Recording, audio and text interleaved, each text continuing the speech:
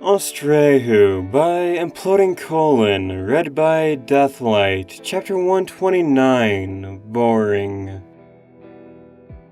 Somebody was gasping. It took her about several seconds of sweating to realize it was her.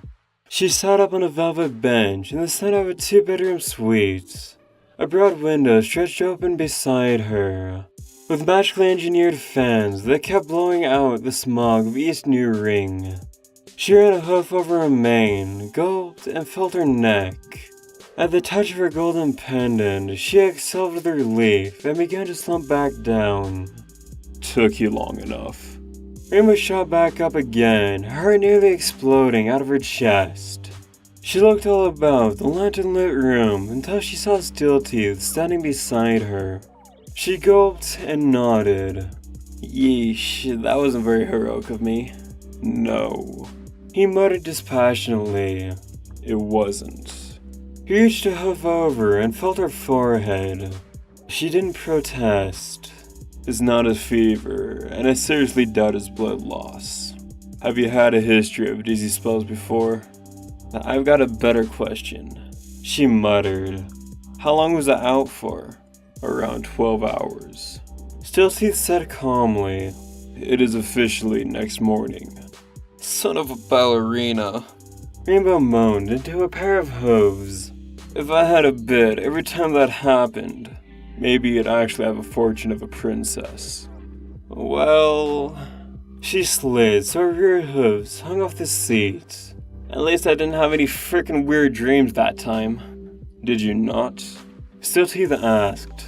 Rainbow Dash squinted at him. Did I talk in my sleep? Nothing important that's worth repeating, I imagine. Steelteeth said. Phew. Rainbow's wings fluttered. Good.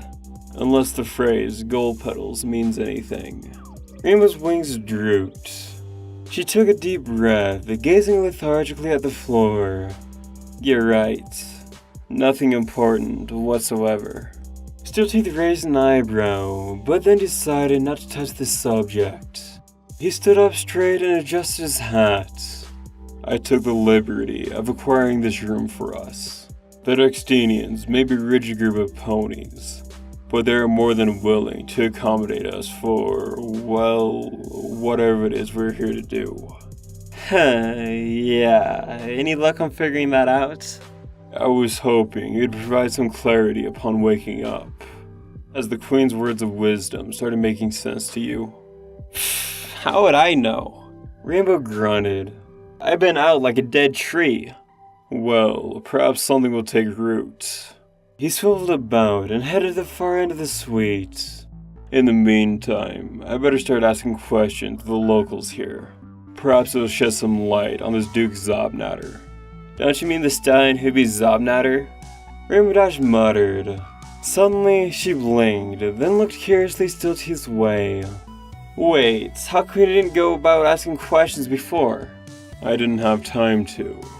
You mean you were hanging out beside me the whole time I was out? It was important to ascertain the nature of your condition. He replied unemotionally. By sitting next to me for 12 frickin' hours? Rainbow's eyes twitched, then she smiled devilishly. You were worried about me, weren't you? Steelteeth turned to look at her, his nostrils flared. You're a liability, nothing more. And the Queen has put me in charge of your care. Heh, love you too, you big bucket of bucketall. Rainbow Dash stood up, her legs wobbly. If I'd known you were so dang affectionate, I would have warned you about my dizziness ahead of time. Her voice trailed off. After a while, Steelteeth uttered, Is there something amiss? Rainbow Dash blinked. Before her, a trail of violet light was floating effluently through the apartment. It lit out the building, trickled unnoticeably beyond the body of Governor Mental's building, and eventually fell into the giant concrete hole in the center of the divided city.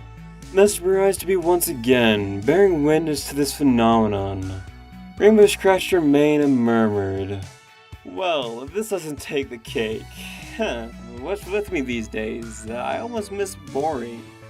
What was that? She cleared her throat and smirked, glancing sideways towards where the lavender light shimmered. I said I like to go out for a stroll. What about you?